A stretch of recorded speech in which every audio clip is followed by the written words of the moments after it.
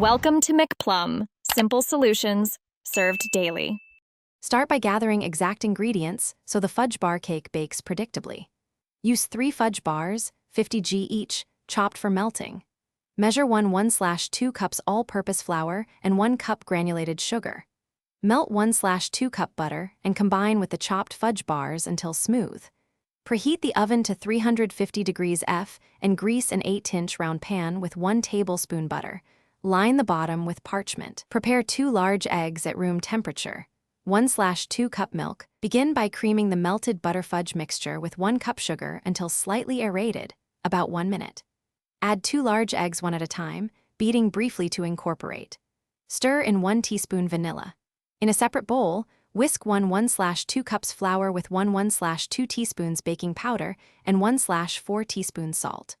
Alternate folding dry ingredients and 1/2 cup milk into the butter mixture, starting and ending with flour, until smooth but not overmixed. Pour batter into the prepared 8-inch pan and bake at 350 degrees F for 30 to 35 minutes until a toothpick comes. After baking, let the cake cool in the pan for 10 minutes to settle the crumb, then transfer to a wire rack.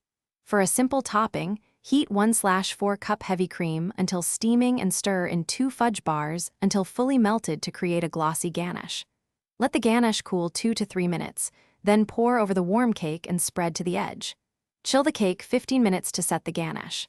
Slice with a hot knife. Store covered in the refrigerator up to 4 days, or freeze individual slices up to 1 month.